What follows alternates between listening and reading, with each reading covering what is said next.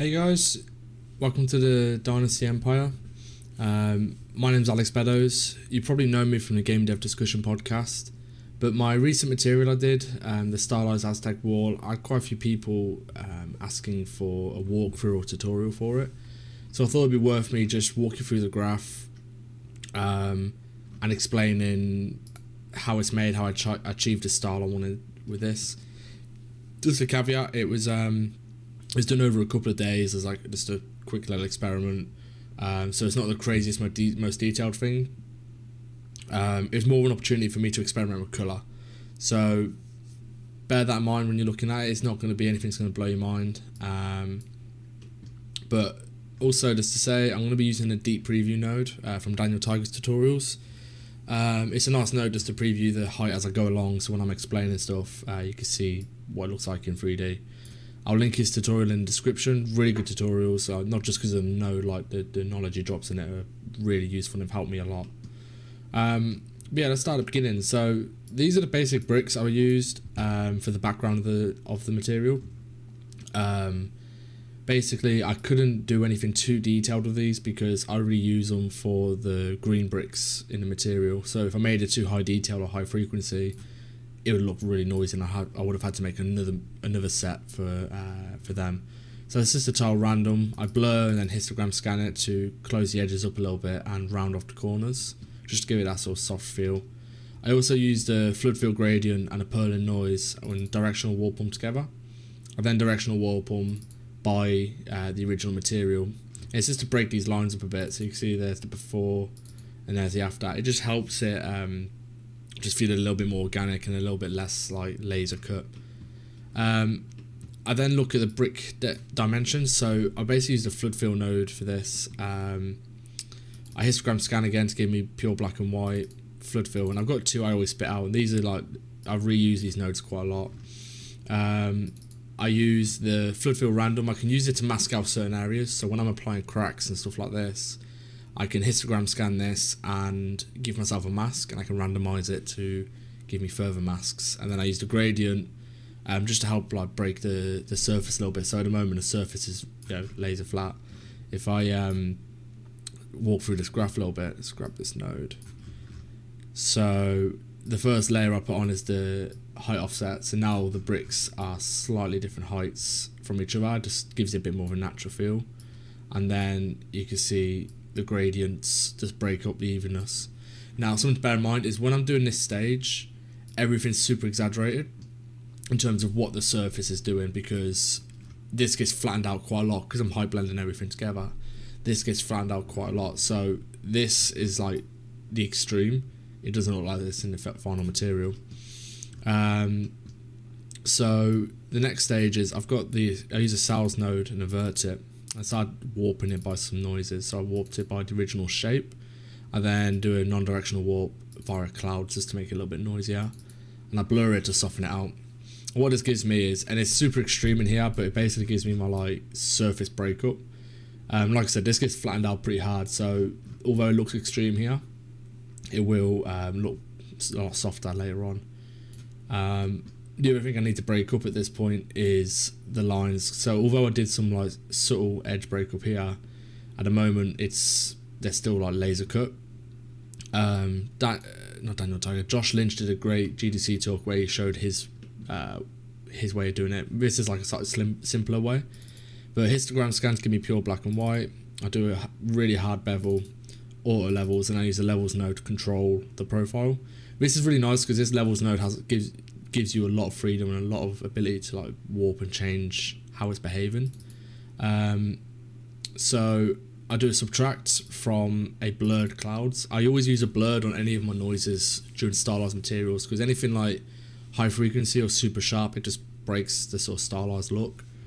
So you can see this is what I get at the end, which it just breaks up the profiles a little bit. It makes it feel a little bit more organic, that they've sort of had some erosion. And then I blend the two noises together. So like I said, this is super like harsh on the eyes and doesn't look right at all, but that's because it gets flattened out. The next point is I had some spots. When I was observing work like Michael Fasante's on Heroes of the Storm, in all of the stylized work, you always see these like really nice soft divots in all the materials. So I was just replicating that kind of look. So using a tile sampler, I generate some random dots, directional warp them a little bit just to break them from being perfect circles, bevel, slow blur them by clouds, and then I blend them back in. You can see again, once it's softened out, it won't be so harsh, but it gives them just a little bit of surface detail. Next step is the surface clumping. So I tried to keep this all really named well, because I'll go back and fix, like there'll be certain elements which I can sort of break down and realise are wrong. It's a lot easier for me to go back and go, okay, I know the edge knocking looks weird, I'll go to the edge knocking section and work out what's weird. So yeah, it's a really good habit to get into, is just getting all this stuff named up nicely. So yeah, the surface clumping. So I'll take a clouds, histogram scan, blur, and then histogram again, because I wanted them harsh lines, but slightly sort of clumpier and like bubblier. Because when I histogram scan first, you can see there's a lot of high frequency noise, and I didn't want that, so I had to blur it and then do it again, and I get these sort of like more blobby shapes, and I could blur it to soften it. So then when I applied onto the original material, you can't see it too much, it's pretty subtle, but it just adds again a bit of surface noise. The cracks are pretty, they're pretty generic. If you've been in substance design much, you probably know this part. But using the cells, I invert them, blur them, histogram scan just to make them a bit sharper. I then mask out some height in them, so I like to do this. I always subtract the cracks from the original shape, and I don't want it like a flat subtraction across everything, so I use a clouds with a histogram scan, and I subtract them from the cracks just to allow them, so you get some like harsh highlight points and some slightly more knocked back parts. It means when I blend them in, it's not all one flat level crack, which is really useful. Then use a purling noise to do a directional warp and a slope. The slope's really important because it just gives these sort of, you don't end up with laser thin cracks, you get these like thicker bits and thinner bits. So that's like this point is sometimes missed out when I've helped people in the past, like this 2-node setup gets missed quite a lot, and it's really what helps push it towards not just stylized, like, but this sort of shape, really reminiscent of like what you see in stylized materials.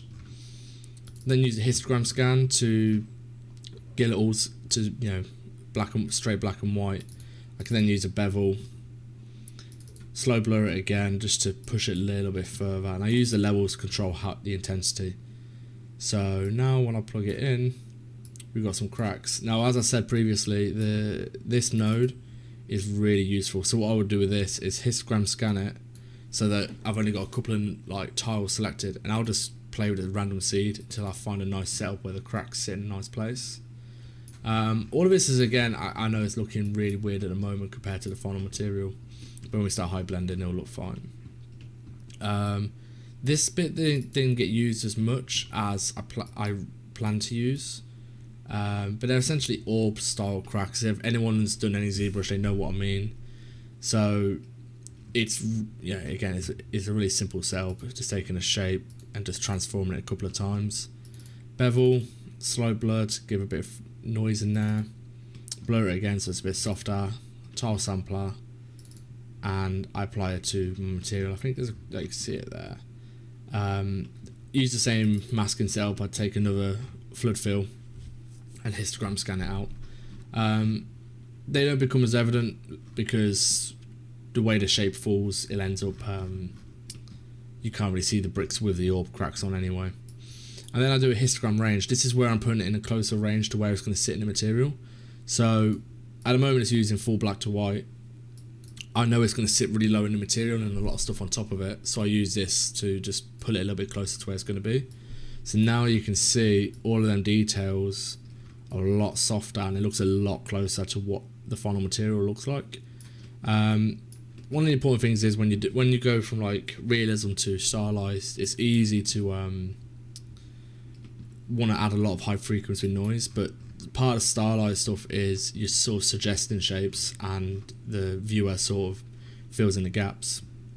But basically, this is my background bricks now. I sort of finished that up. I'll move on to the next section. I always work like this. I'll just work turn them into components and work them individually, and then I blend them all together later. So now for the gold strip across the top. This section now, like these bits, there's a lot of like transforming, warping, and sort of just nothing too. It's technically really not procedural, because if I change that shape, I have to go back and fix all of these nodes and make sure everything lines up properly.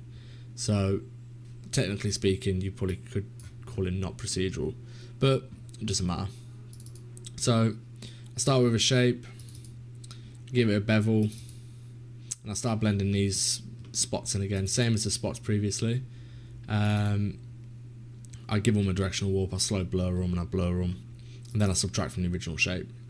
And it just gives a bit of plug in. You can see there's just a little bit of breakup on the shape, so we don't end up with any sort of laser cut shapes, which we're trying to avoid. I then slow blur the original shape, transform it to move it into a better position, mirror it, and now I've got my strip.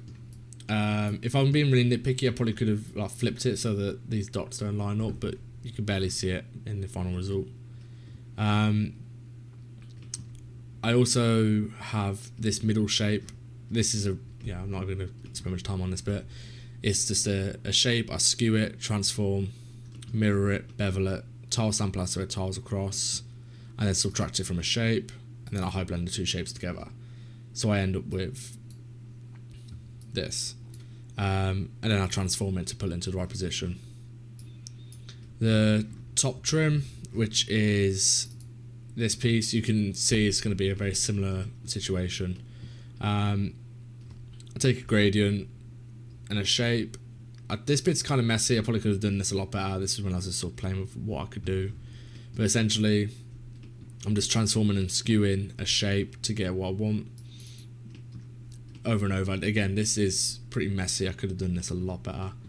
But then blur histogram to give it a rounded shape. I blend a gradient, which I manipulate with curves graph to give me a better profile, and I subtract it from a beveled version of the original shape, so it gives me these where's that node gone? It gives me this kind of thing. So you can see it has a little bit of a dip in it there, and I use this across the top trim. I also use a very large cells node, invert it, give it a bit of a warp and blur, and then when I blend it on top of the original shape, you can see it just gives you a little bit of surface noise. Again, it's super subtle, but that's sort of the idea with all this. I then use a transform and mirror to position them so they'll tile nicely, and that's that part of that bit done. Same with these are, it's a lot of transform nodes. So shape, transform, I bevel it, just break them up a little bit of a purling noise, and I'm subtracting them from the original shape. So it's a shape with a bevel, and I subtract it. Simple. It's with all of these are big simple shapes. There's not much micro detail, and I've used the same things I did up here, but it's on a slightly larger scale. So cells, invert, directional warp, non-directional warp, blur onto this shape, and you can see the result here. So you can see I'm just giving some surface rock detail noise. It's just because it's simple doesn't mean it's not effective. It's easy when you're in designer to feel like you have to have like a million nodes to create simple effects. This is more than suitable for the entire material. The whole material is along these lines, so don't feel like you have these 20 odd nodes to create an effect. Sometimes the simple things work, and that's kind of the beauty of Stylised as well, is that the simple things work. I do the same edge knocking as what I did on the top bricks up here. So this section I just repeated for these. So histogram scan, bevel, auto levels, and then I can just subtract away the original shape, so it gives me this kind of look. So So you can see on the edges, I'm just giving it a slightly different profile, just taking some chunks out. And then I high blend them together. And I've got my top trim. I transform it to pull it into place. I leave it up there. And I move on to the next section, which is the top triangle. This, I use a node which I used in the previous material. I'll link it below because I can't remember off the top of my head what the guy's name is, but the curve mapper node is really helpful for creating some crazy shapes. But we'll get onto that in a minute. So I've got this shape again, except this time I subtract a mirrored diamond to give me this shape. I also create this shape again up here. I subtract that away. So I add it in. And this gives me that sort of basic top of the pillar shape I needed. I then subtract away the shape again. You know, this section, like this is just a lot of transforming shapes and subtracting or adding shapes. Like there's nothing particularly crazy going on here. So I eventually get to this shape. I give it a bevel. And basically, I was trying to cut out some like slabs here, so along this crease here we have like a divide. It was giving me a bit of trouble, so I just used a curve mapper node which uses like a shape and this linear curve input, and it allows me to sort of, I can show you here, control, it's going to load, I can control where this shape sits. So this is really useful for like sort of getting past some certain little problems. So I can bevel it, I mirror it, and then I subtract from the original shape, and now I have these cuts in here. When I was trying to do it with actual shapes, it was just it was kind of a nightmare. So this way is just a little bit quicker for me, although again, technically speaking, it's not really what you'd call procedural, because if I change like this part of the shape, I have to go back and tweak all them transforms to make sure it still lines up, which isn't sort of, it isn't efficient. Like I said, this was just a fun little experiment. Same styles node with the invert and directional warp. I blur it on top of the original shape. I do apologise that this is probably like quite repetitive. I do reuse a lot of the same techniques in this material, and it's just sort of adding it all together. So we can see with that cells, we give some nice surface noise. Same edge knock in, I'm not going to go over it again. So I'll plug that in. Just gives the profiles again, just a little bit of breakup. Same spots again. Like I said, I did warn you this was going to be repetitive. I also, at this point, I'm going to height blend the original bricks in. There's also a deep low pass node. This is really nice for just sort of softening up everything at the lower levels. When you get that sort of the tearing you get when you tessellate a shape, this node just helps sort of soften it up and blur it out a little bit. This will be in a tutorial pack if you ever did get your hands on a Daniel Tiger tutorial. So again, I'll link that in the description. But at this point, so this is what we've got at the moment. So we've got our sort of main shape with some surface details on it. I then height blend. I histogram scan it to just push it to the higher ranges so that it will height blend nicely. So the result, we now have this shape, and you can see we're starting to get somewhere with it. It seems like more when you first glance at it, it might seem more complex, but when you're reusing elements over and over, you tend not to have these issues. Also needed to create this little shape here, so take a shape, bevel it, transform it into place, subtract it away, we end up with this, and then I wanted like a little emblem in the middle of it, so take a paraboid, transform, histogram scan so I can just have a flat top with a rounded edge, blend it away, subtract it away, transform it into place, and we subtract it away. So we add this one in. So now I've got this, and then I transform it over, I mirror it and transform it so that they're in place now, so they're in place for the final material. So that's these three elements. They're sort of the top elements of the asset.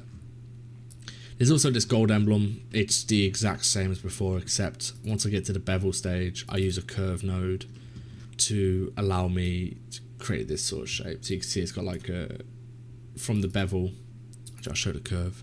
You can see if I do this kind of stuff, I can create interesting shapes pretty quickly.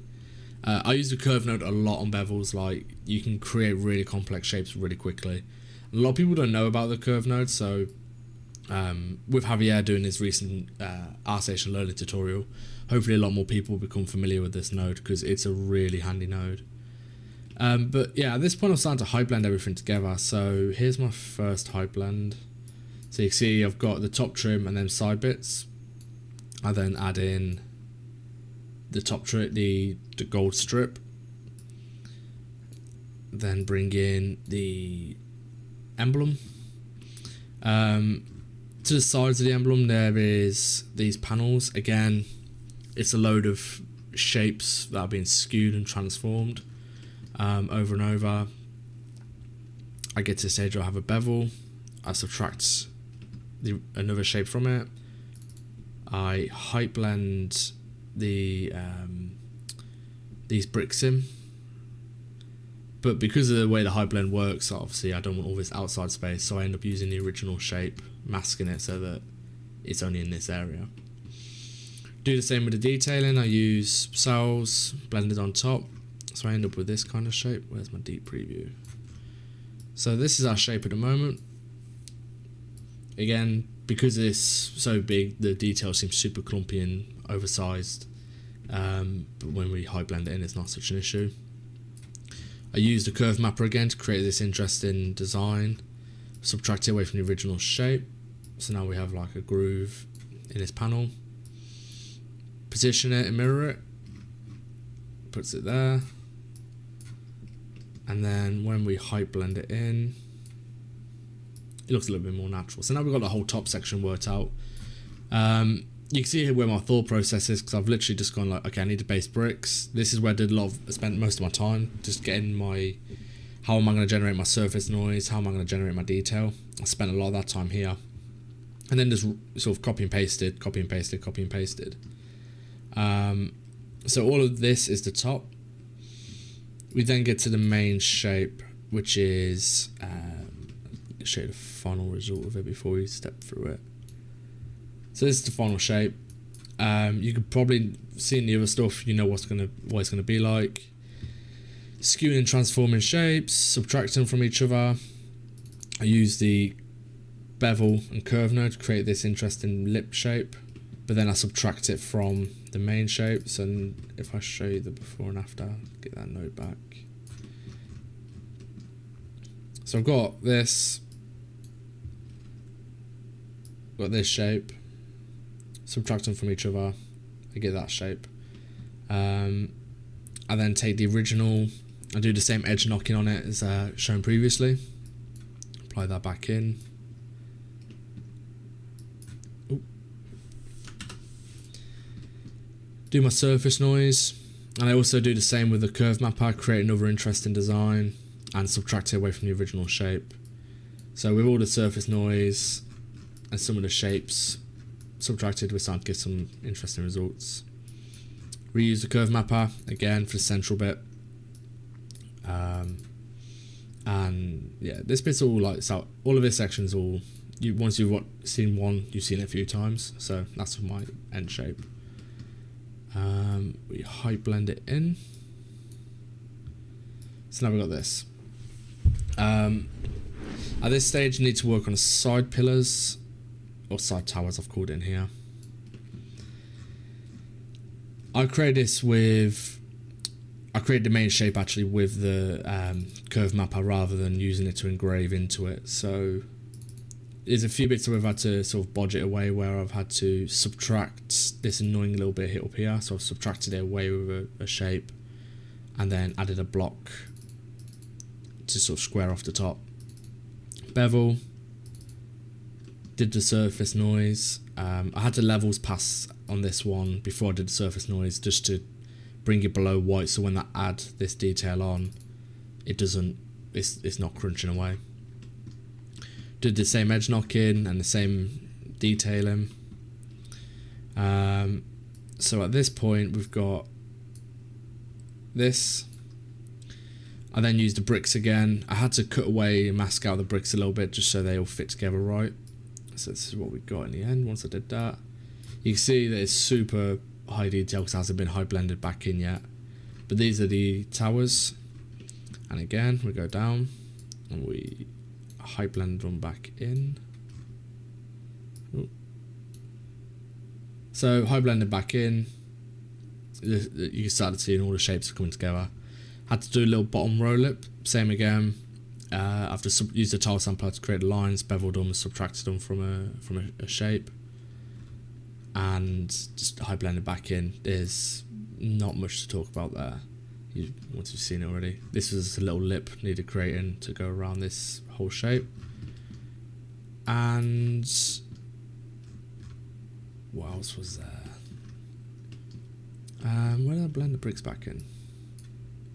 So this stage, like that. So that's the lower bit there. This must be where I've added the. Yeah. So here, I've high blended the bricks back in. Now on a few bits, these details got lost a bit during the high blend, so I then added them back in again from the previous shapes. You can see these go back up here to the original bricks. So I used the histogram scan again and just sort of applied them details again, just so they push a little bit further. So you can see the cracks and the dots are a lot more evident. I then used the deep low pass. Just again, it's super subtle, but it just helps just soften up. You can see around here, probably better. Plug this one in here. Just softens everything up a little bit. So at this stage, that's my height. I've called my height finished. That whole section, there's nothing sort of crazy going on. It's just a lot of repeated transforms and blends. I had to mask out all the shapes because when I'm working with the colours, the way I work with the colours is actually step through each bit. Okay, bring it up. Yeah, graph load. I work on each colour independently. So like this was the sort of the light stone, this was the dark stone. I work on them all on the whole material, and then I just mask out areas. So these masks are just generated from like transforming and histogram scanning the previous shapes and components. And working like that in components, it makes it really easy then just to take this whole section, create a mask from it, take this section, create a mask from it. So this sort of working like this made this whole section a lot easier. But the way I create these materials, so this is the sort of back brick. Take some gradient nodes, blend them together. I used this because originally it was a lot darker, but I turned into this sort of bone shade. I blend the two together using a gradient because I wanted with all materials you have this type of gradient, this sort of light to dark. So with a little bit of frequency noise in there, this turned out really well. I take the histogram scan of the curvature. The curvature basically drives everything now for the albedo. You can see already like that looks like a stylized material, and that's just curvature. So I use the histogram select. This allows me to take certain positions within the colours, so I can pick out the whites really easy, and I can like knock back the greys really easy. So I take them, I blur them, and I stick them into a gradient map, and I'm just blending them on top with screens. There's nothing crazy going on with that. Same with the histogram select. I take it and I use it this time in the other way to create my sort of occluded shadow areas, dirt areas, blend it back on top, and that's sort of like rinse repeated across. You can see here, so like brick, the light stone, the dark stone. The gold took a little bit more tweaking, so at this stage you can see I'm also the masks are always, so you can see how I've masked it out. But at this stage the gold was a bit of a trial and error because I have introduced metallic values. I don't normally introduce metallic values into the stylized materials, and the way they behave, the colours are really weird to work with. So on this one I just had to repeat the process a couple of times just to sort of get the balance right. I also used I used a load of generators as well, which is really useful. So like the metal edge wear, which uses the ambient occlusion, curvature and normal. Plug into a gradient map. You can see the difference. It is a process of like, here's the first pass, add a little more detail, add a little bit more detail. Now add in metal edge wear. Now we're adding this sort of rust detail. This is probably a bit too strong, but because it gets masked out so much, you barely notice it. As you can see in the final result, it's not so blown out. The funny thing is, this part is where I spent probably the majority of my time on this graph. It's working out these colours, these sort of accent colours. In my previous stylized material, it's like the shade of red and blue. Working out them shades is where I spent probably the majority of the time, just trying to make sure it feels nice and looks nice. So like there was my first pass on it. Blend some colours on top and highlights. Blend my dark values in. Use the metal edgeware again. This was a really useful node just for picking out very subtle shapes. So we get this sort of look. So at this stage, we've got what is like the first pass on the albedo. Now we need to sort of like layer bits on top of it just to sort of really make it pop. So I take the curvature, plug into a gradient and then levels just to pick out a few more highlights. And I just screen it on top just to sort of make the edges pop a little bit more. And then do a dirt pass. So I take some clouds, a histogram scan, directional warp so it still follows the underlying shape. When the node loads. There we go. So directional warp, so it follows the sort of underlying shapes. Gradient map, blend it on top. Do the same with the grunge. I don't even do any directional warping on. I just sort of do a soft light, super subtle, but just adds a little bit of variation. This is again same. This was mentioned by Javier on his ArtStation Learning. This is a really useful node. I use this node to basically try and tie everything together. So at the moment, everything's sort of, there's nothing ground in it. Using this and a flat gradient, and I don't even do a blend mode, I just copy it on top, is it just sort of makes everything have some similar values running through it. This is quite an important process, like just having all these different components come together. It's easy to work on them individually, and then when you get to the end, nothing seems to fit together. So that's what this process is about, is like getting everything to sort of fit together nicely. Do the same with the AO. So we'll go in and have a look at this node. Give it a second to load. There we go. It's got my ambient occlusion. It's a much softer ambient occlusion. That's why I decided to make a second node for it. Add the gradient and introduce some blue values. You can see now it's not so warm. So before you got this, just layer it on top again. And this is where I just took all the shapes and I just sort of did one last pass just to make the edges and the details pop. So I'll go back to here. You can see like some of the edges now just pop a little bit more. And this was the dust correction. This is doing the same as what I said previously. I'm just taking another dust pass just to sort of tighten. So you can see there that difference there. So we've got this. Blend the dust on top again. Take the AO again. Blend another, like there's 1, 2, 3, 4, 5 layers of me just sort of trying to get everything to sit together. Now everything's come together a little bit better. And then finally that final dust node, which is a lot stronger, but it's just pulling everything together.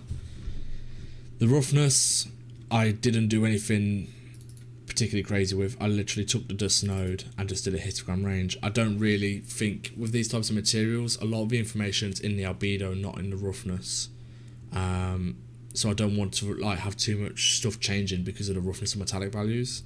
So that's quite important with like stylized, is basically the albedo drives everything. All the information's in here. So that's why I was trying to push the edge highlights so hard and using the dust to make things feel like sort of identifiable. But that's this material. This material wasn't like I said, this wasn't a crazy complicated thing. In Marmoset there's no crazy light setups. It's a skylight with a couple of extra lights. But I'm hoping you could see the process and understand the process a little bit better. It's a lot of rinse and repeating. There's probably better ways to do a lot of this, but hopefully you understand it and this is useful to somebody. But thank you for watching. Check out a lot of our other content. We have lots of tutorials on Blender coming, and Jeremy himself doing the VODs and walking through his process. So stick around, subscribe. It's always, the support really helps us carry on growing and spreading to new people. But thank you for watching. A like is really appreciated, and catch you next video.